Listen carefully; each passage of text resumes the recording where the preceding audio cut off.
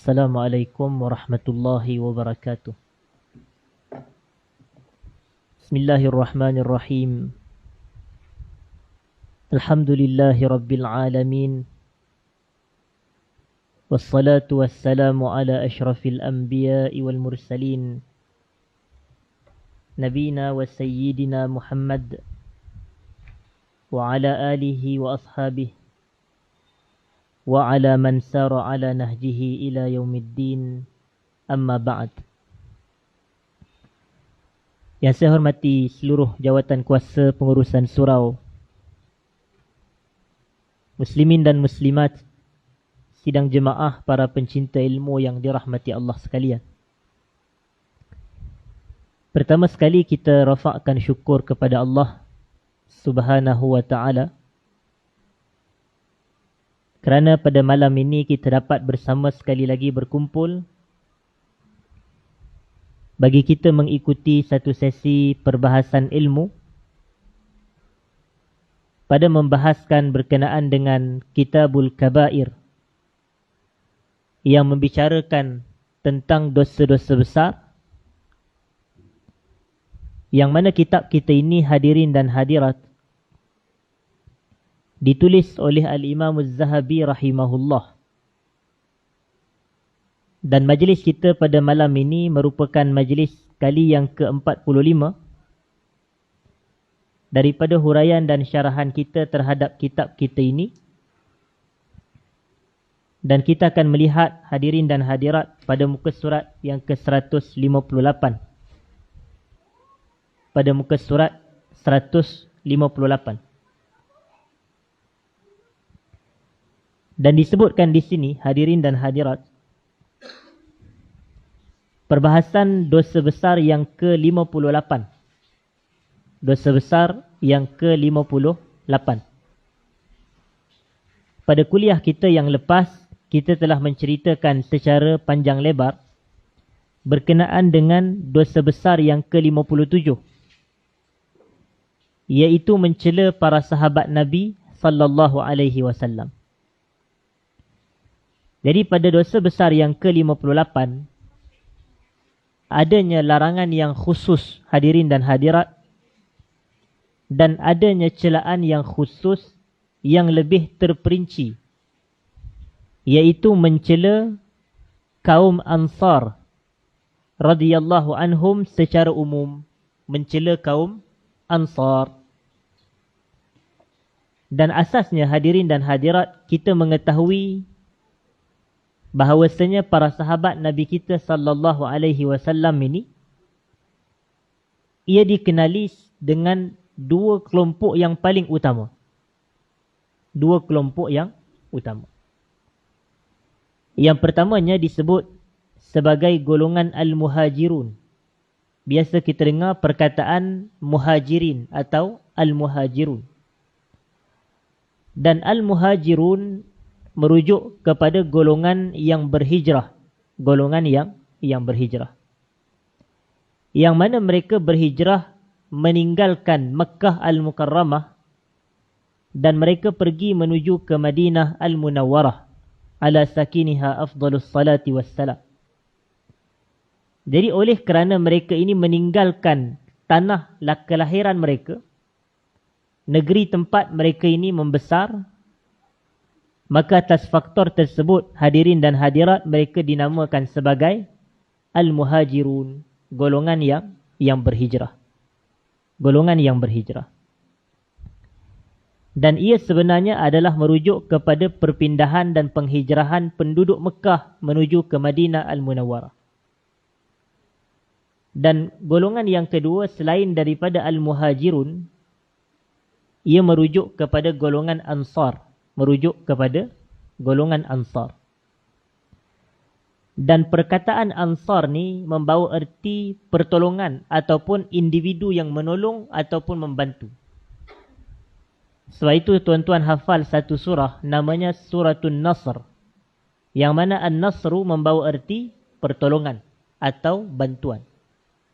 Idza jaa nasrullahi wal fath. Apabila datangnya pertolongan Allah serta kemenangan. Jadi ini merujuk bahawasanya golongan Ansar ni ada kaitan dengan perbuatan mereka yang membantu. Membantu siapa?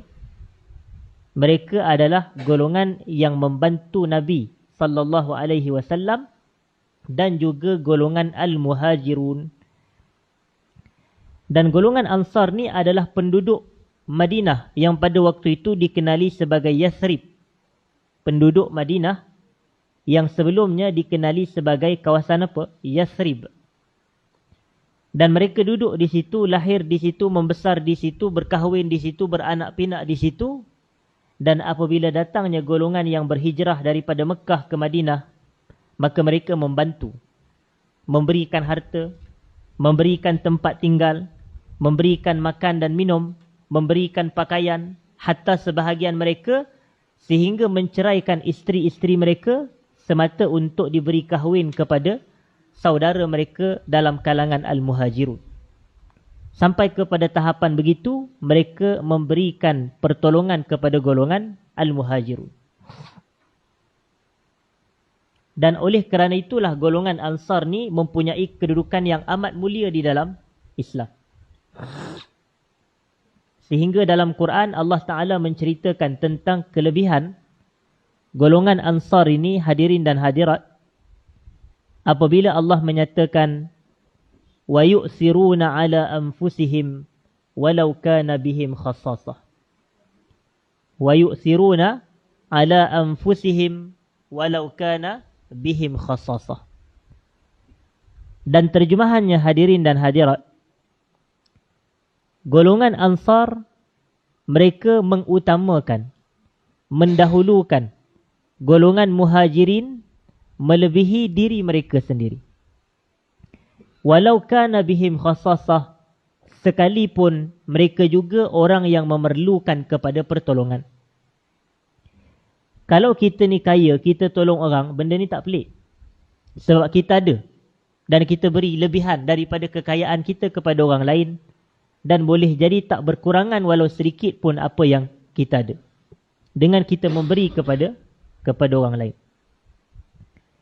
Tetapi orang Ansar ini, mereka bukan orang kaya. Kalau orang yang ada jawatan, orang yang kuat, bantu orang yang susah, bantu orang yang lemah. Orang yang ada jawatan, orang yang ada kuasa, bantu orang yang di bawah, tak ada apa kuasa, tak ada apa jawatan. Yang ni adalah perkara normal. Tetapi kalaulah orang yang harta pun tak ada, jawatan pun tak ada, kuasa pun tak ada, tetapi mereka apabila datangnya golongan Al-Muhajirun, mereka memberikan bantuan dan pertolongan kepada Al-Muhajirun, walau kana bihim khassasah, maka sangat susah melakukan hal ini, melainkan golongan yang disifatkan sebagai Al-Mu'thirun. Al-Mu'thirun. Al-Mu'thirun ni adalah golongan yang isar. Dan isar ini adalah perbuatan mendahulukan orang lain dalam urusan dunia. Itu makna isar. Kalau macam contoh, kita makan beramai-ramai dengan keluarga kita ataupun kawan-kawan kita.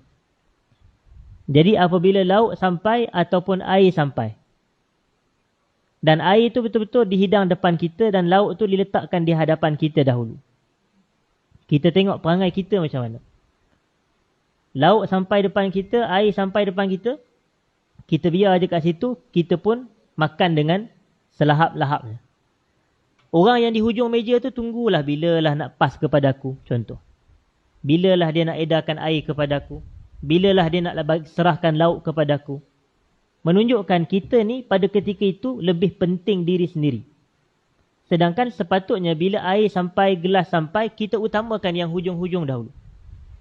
Bagi mereka dahulu, yang itu namanya isar. Yang tu namanya isar.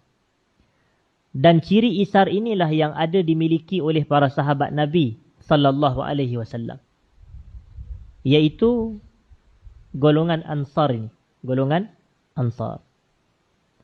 Dan disebut di sini, hadirin dan hadirat, sabda Nabi sallallahu alaihi wasallam, ayatul imani hubbul ansar wa ayatul nifaqi bughdul ansar. Hadis riwayat Al-Imam Al-Bukhari. Terjemahannya, hadirin dan hadirat, tanda keimanan adalah perasaan cinta kepada golongan Ansar. Dan tanda kemunafikan adalah perasaan benci kepada kaum Ansar. Jadi ini menunjukkan betapa besarnya kedudukan Ansar, sehingga cinta dan benci mereka pun memberi kesan kepada keimanan kita ini. Sekiranya kita mencintai mereka, itu tanda dalam hati kita ini ada keimanan yang kukuh. Sebaliknya, jika kita ini membenci golongan Ansar, maka ia memberi kesan kepada keimanan kita. Dan lawan kepada iman adalah nifaq. Lawan kepada iman adalah kemunafikan. Dalam bahasa kita, kemunafikan, hadirin dan hadirat. Jadi saya pernah sebut di sini, hadirin dan hadirat, bahawasanya iman itu ia mesti mencakupi 3 teras. Ia mencakupi 3 teras. Yang mana apabila cukup 3 perkara ini, barulah dikira dan dikatakan seseorang itu sebagai seorang mukmin, seorang yang beriman. Apa dia? Yang pertamanya adalah ucapan dengan lidah. Ucapan dengan lidah. Maknanya keimanan kita ini berkait rapat dengan ucapan di lidah kita ini. Maknanya ucapan di lidah memberikan petanda kepada keimanan seseorang. Menzahirkan dan membuktikan keimanan seseorang. Sebab itu tuan-tuan biasa dengar hadis, siapa yang beriman kepada Allah dan juga hari akhirat, hendaklah dia bercakap baik atau dia diam. Maknanya ucapan kita ni membuktikan keimanan kita kepada Allah. Kalau kita bercakap baik dan apabila kita diam daripada bercakap yang tidak baik, itu petanda apa? Petanda keimanan kita kepada Allah. Jadi iman melibatkan ucapan lidah, satu. Yang kedua, iman melibatkan perbuatan anggota badan. Perbuatan anggota badan. Pertama ucapan lidah, kedua perbuatan anggota badan. Sebab itu dalam sambungan hadis yang saya bacakan tadi, Nabi SAW kata, وَمَنْ كَانَ يُؤْمِنُ بِاللَّهِ وَالْيَوْمِ الْآخِرِ فَلْيُكْرِمْ جَارَهُ. Sesiapa yang beriman kepada Allah dan hari akhirat, hendaklah dia memuliakan jirannya. Nampak? Dan perbuatan memuliakan jiran adalah dengan cara kita memberi kebaikan kepada dia atau kita menghalang keburukan kepada dirinya. Jadi contohnya, kita bagi makanan lebihan, kita masak lauk lebih, kemudian kita bagi kepada jiran kita, itu maknanya memuliakan jiran. Jadi itu perbuatan anggota badan. Dan apabila kita ada lauk yang lebih, kita berikan kepada jiran sebagai sedekah, maka perbuatan itu adalah bukti keimanan kita kepada Allah. Itu dia. Bukti keimanan kita kepada Allah. Dan di hujung hadis Nabi SAW kata, وَمَنْ كَانَ يُؤْمِنُ بِاللَّهِ وَالْيَوْمِ الْآخِرِ فَلْيُكْرِمْ ضَيْفَهُ. Sesiapa yang beriman kepada Allah dan hari akhirat, hendaklah dia memuliakan tetamunya. Hendaklah dia memuliakan tetamunya. Baik.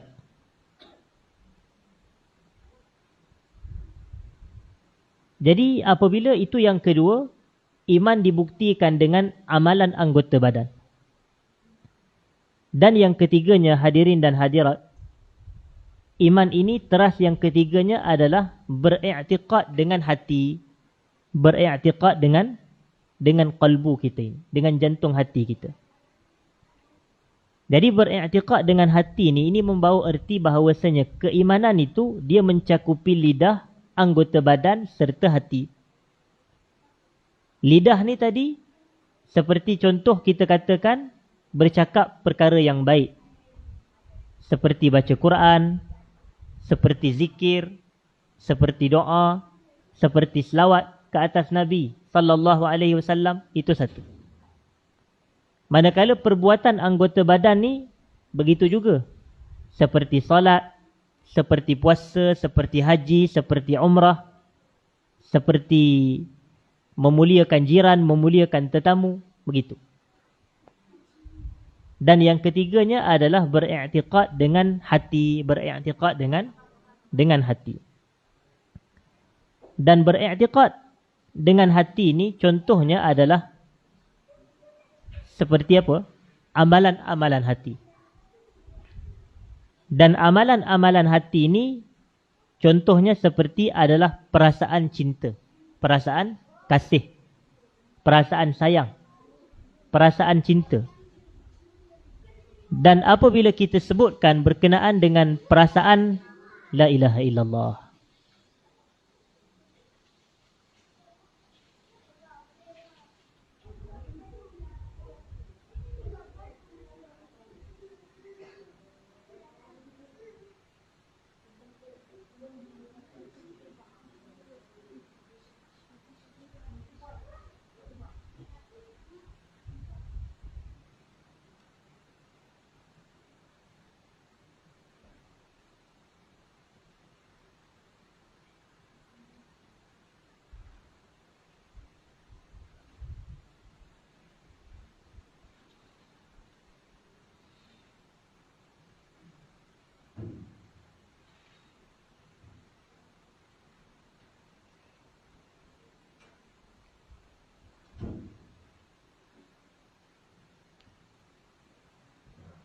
okay, baik, hadirin dan hadirat yang saya hormati. Kita sambung sedikit perbahasan kita sebentar tadi. Apabila saya menyebutkan perasaan ini seperti perasaan cinta, perasaan kasih, perasaan sayang, tempatnya adalah di dalam hati. Tempatnya adalah di dalam hati. Jadi apabila ianya di dalam hati, maka inilah yang terkait juga dengan apa? Dengan keimanan yang saya katakan sebentar tadi. Ia terkait dengan keimanan. Jadi sebab itulah ia disebutkan di dalam hadis Nabi ini sallallahu alaihi wasallam, apabila ciri-ciri ataupun tanda-tanda keimanan itu adalah mencintai golongan Ansar. Nampak? Maknanya perasaan cinta yang tempatnya di dalam hati pun ia menjadi ayat. Dan ayat ni apa makna ayat? Ayat ni adalah petanda. Ia adalah alamat. Ia adalah ciri keimanan. Jadi kalau kita kata ayat-ayat Allah, dia adalah bukti-bukti kebesaran Allah. Itu makna dia. Dan apabila kita kata ayatul iman, tanda keimanan, bukti keimanan seseorang adalah hubbul ansar, perasaan cinta. Yang mana perasaan cinta ini tempatnya di hati. Perasaan cinta kepada golongan Ansar. Jadi kita ini sebenarnya dituntut untuk mencintai golongan Ansar. Bahkan secara umum kita dituntut untuk mencintai para sahabat Nabi sallallahu alaihi wasallam secara keseluruhan. Maknanya kena sayang kepada sahabat Nabi. Kena rasa cinta kepada para sahabat Nabi. Dan ini sebenarnya ramai yang terlepas pandang apabila tak kenal pun kadang-kala para sahabat. Kalau tak kenal para sahabat, mustahil cinta para sahabat. Sebab kita ini syarat nak mencintai, kena apa dulu? Kena kenal dulu. Tak logik kalau kita ini boleh cinta seseorang, tapi kita tak pernah kenal dia. Kebiasaannya kita akan mengenali dia terlebih dahulu, barulah kita timbul dan zahir perasaan cinta kepada mereka.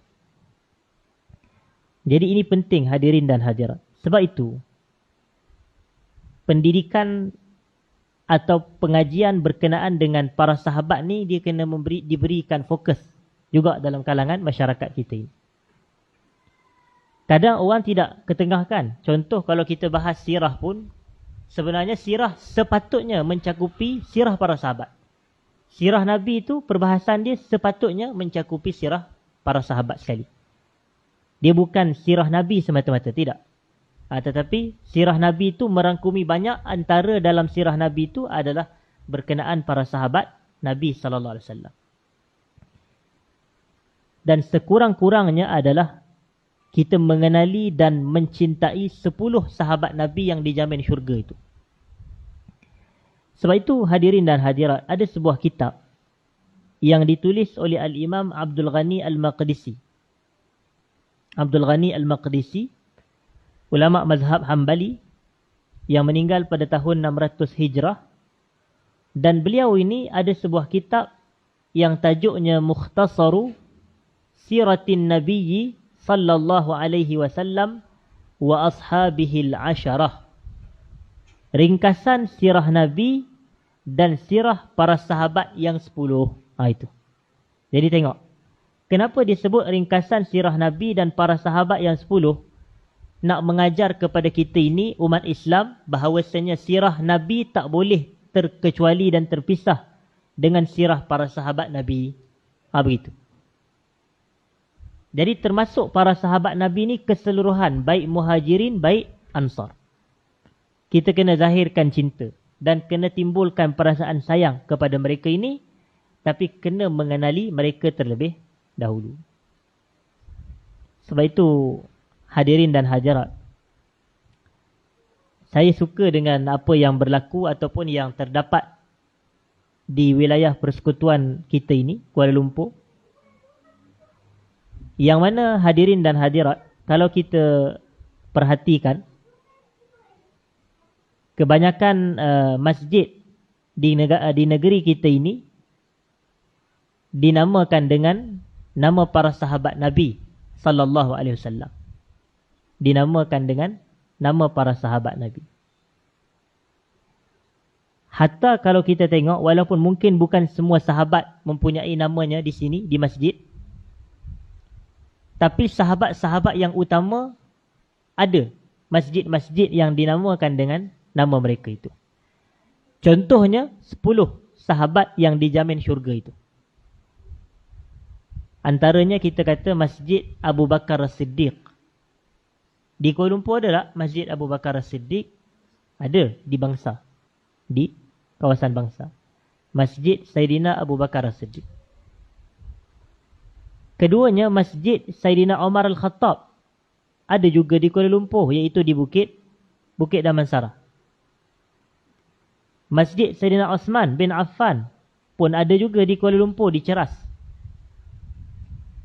Dan Masjid Saidina Ali bin Abi Talib ada juga di kawasan Padang Balang Sentul di Kuala Lumpur juga. Masjid Saidina Ali bin Abi Talib. Kemudian Masjid Talhah bin Ubaidillah. Ada tak Masjid Talhah bin Ubaidillah di Kuala Lumpur? Dekat je dengan kawasan tuan-tuan ni. Di Bukit Jalil juga. Saya tak pasti jarak berapa kilo, tapi dekat. Itu antara masjid paling dekat di sinilah, Masjid Talhah bin Ubaidillah. Dan selain daripada itu, Masjid Az-Zubair bin Al-Awwam ada di Ceras.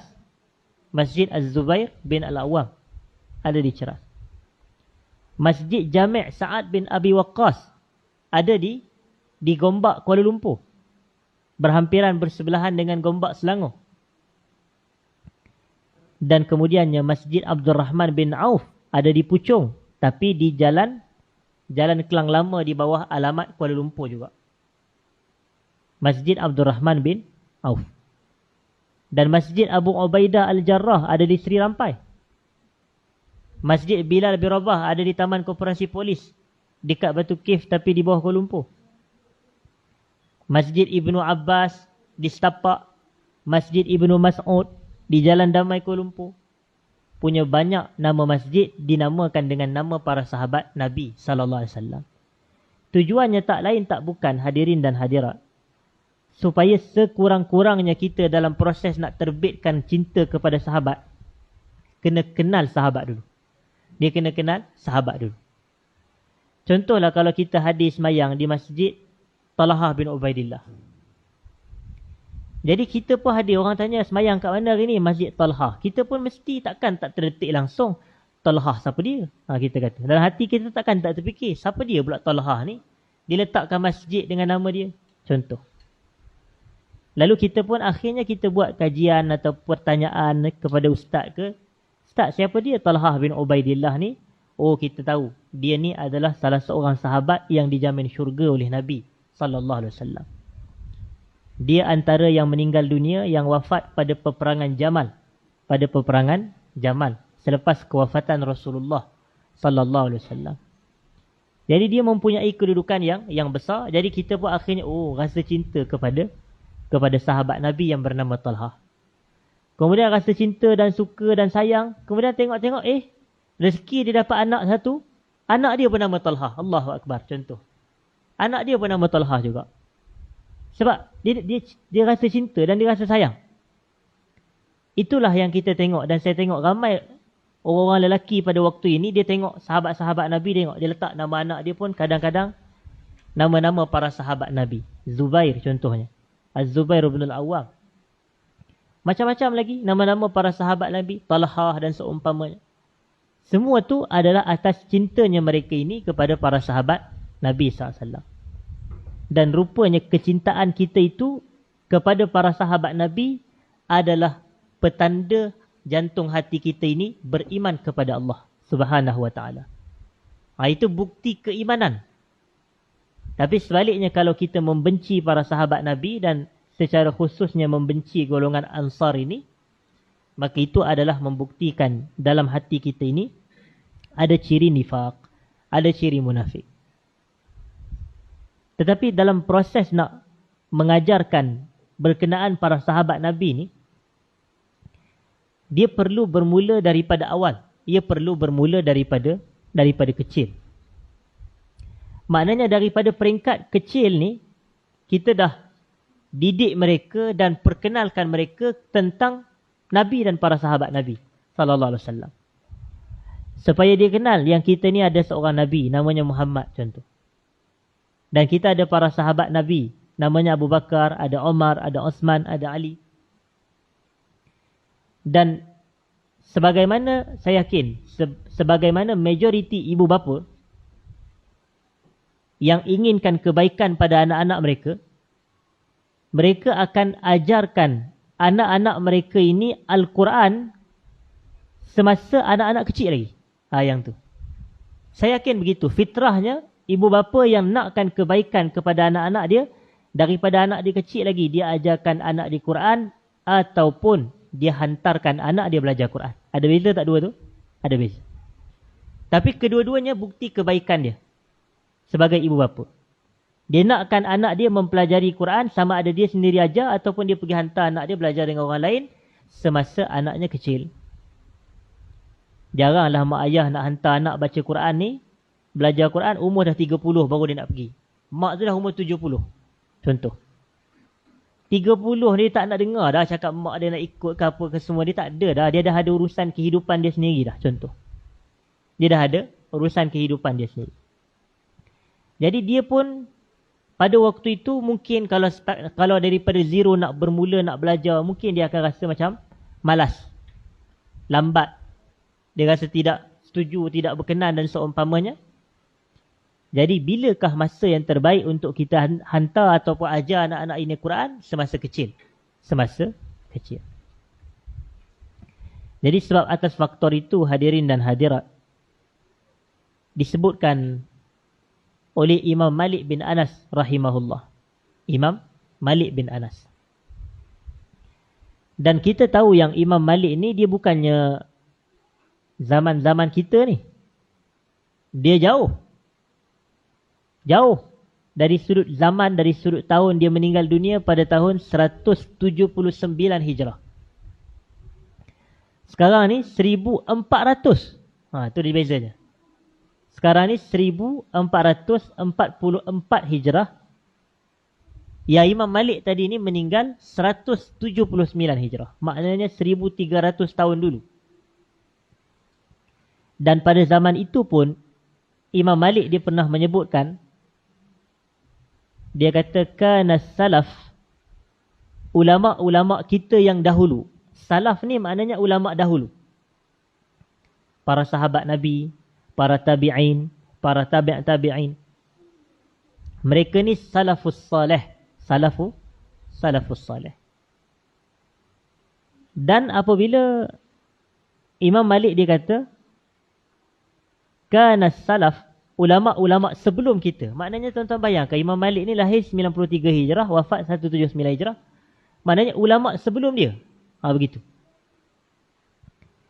kana salaf yu'allimuna auladahum hubba Abi Bakrin wa Umara kama yu'allimuna suratan minal Quran. Ulama-ulama yang terdahulu, mereka mengajarkan kepada anak-anak mereka supaya mencintai Abu Bakar dan Umar ni sebagaimana mereka mengajarkan satu surah daripada Quran. Kalau kita tengok sebahagian guru-guru Quran, hatta tuan-tuan sendiri sebagai ibu bapa yang mengajarkan anak-anak Quran, tengok betapa tegas dan betapa tekun. Saya tanya kepada tuan-tuan, kalau tuan-tuan ajar anak-anak tuan-tuan baca Quran, kita ni fokus nak mengajar, tapi dia duduk depan kita, di depan tu ada Quran, tapi tangan dia main handphone. Apa perasaan tuan-tuan? Tangan dia main handphone. Apa perasaan kita? Kita fokus nak mengajar, dan di depan kita ada Quran, dia anak kita di depan, gitu. Sepatutnya dia belajar Quran dengan kita, tapi kerja dia main handphone. Begitu. Apa perasaan kita? Jadi sebab itu kita akan rasa macam tak sepatutnya begitu. Kerana dalam apa sahaja proses pembelajaran, pengajian, proses menuntut ilmu, yang paling tinggi dia bukan semata berhajat kepada semangat, kepada kitab, kepada hadir, tapi yang paling penting dan utama dalam proses ini, ia berhajat kepada akhlak dan adab dalam menuntut ilmu. Yang ni yang paling penting. Kadang ada sebahagian kitab banyak contohnya, tapi akhlak dalam majlis ilmu tak ada. Kadang-kadang macam-macam. Hadir dah, tapi tidak ada adab. Duduk dah, tapi tidak ada akhlak dalam majlis ilmu. Dan percayalah, kita tak akan dapat ilmu kalau dengan cara begitu. Kalau kita nak majlis kita dinamakan sebagai majlis ilmu yang kita duk iklankan di poster lah, di Facebook lah, di macam-macam platform, nakkan majlis kita namanya majlis ilmu, maka kena raikan betul-betul majlis tu biar jadi macam majlis ilmu. Itulah baru selayaknya. Yang ni kadang majlis ilmu, nama majlis ilmu, tapi dalam majlis tu sembang, makan, gelak, main, itu ini. Apa majlis ilmu? Itu bukan majlis ilmu. Majlis ilmu ada akhlak dan majlis ilmu ada adab. Dan saya daripada dulu, saya mengajar di sini, saya amat meraihkan benda tu. Dan malam ni majlis kita kali yang ke-45 kali hadirin dan hadirat. Bukan kali yang keempat. Kali yang ke-45 kali dah saya katakan begitu. Dan saya rasa saya tak pernah miss hadir kuliah kita ini. Walaupun mungkin adalah sekali. Sampai saya ingat saya mungkin sangat-sangat jarang saya tidak hadir. Jadi hadirin dan hadirat, makanya inilah, kalau orang tak nampak, tapi inilah dia. Kalau hadirin dan hadirat, kalau nak fikir daripada satu sudut, prioriti, saya ni orang yang bekerja tuan-tuan. Bukannya saya kerja, saya ceramah. Tapi saya ada kerja saya sendiri. Kerja makan gaji, seronok, relax.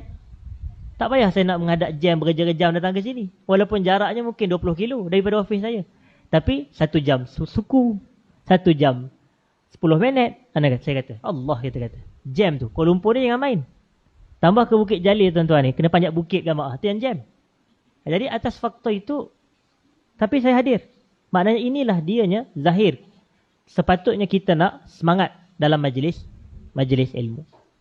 Tapi poin kita adalah betapa bersungguhnya para sahabat Nabi SAW ataupun ulama-ulama yang kemudian daripada mereka itu mengajarkan kepada anak-anak mereka itu supaya mencintai para sahabat Nabi, mencintai Umar, mencintai Abu Bakar, sebagaimana mereka mengajarkan anak-anak mereka satu surah daripada Al-Quran.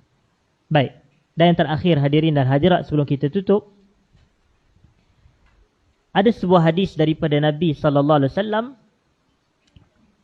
yang mana baginda menyatakan, la yuhibbuhum illa mu'min wala yubghiduhum illa munafiq.